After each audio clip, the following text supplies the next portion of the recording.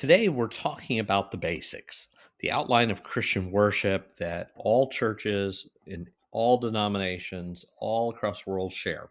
Now, some of them are more conscious and intentional about following this outline, but even those that are not would probably recognize it as being their basic outline of worship. So, the very first step in worship, the very first thing that happens is that we gather.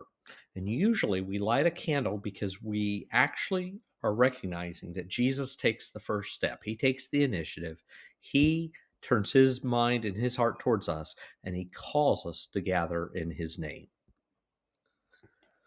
The second thing, and it may not be the second thing that happens, but logically is we turn our attention to God in prayer. That's what prayer is. God has turned his attention to us and called us into worship, and we now turn our attention to God in prayer. We also sing. Singing is not synonymous with worship. Everything we talk about in this video is part of how we worship God, but singing does help us focus our love on God.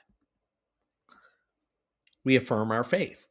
The three ecumenical creeds, as well as other modern affirmations, help ground us in the basic teachings of the church. They also give us a deep connection with the greater church. And even in low churches, such as Pentecostalism, there are ways in which the congregation is given a chance to affirm their faith. We offer ourselves to God. One way of doing this is taking up an offering, which plays a very practical role in the life of the church. But the point of doing it in worship is that it is a symbol of offering our entire self to God.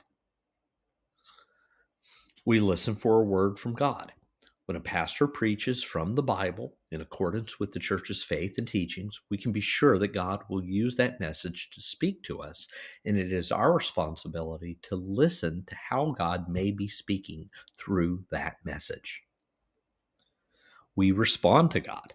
God's message always requires some kind of response. Maybe it's taking communion or confessing a sin or worshiping God with all of our heart or being baptized, any number of ways, but it calls forth a response from us.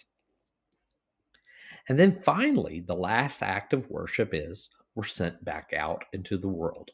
We go forth to participate in God's work in the world. And again, sometimes the same candle that was lit at the beginning of worship, someone takes that light and carries it out ahead of the congregation as a way of showing us that the same God who called us to worship now leads us back out into the world to join him in his work.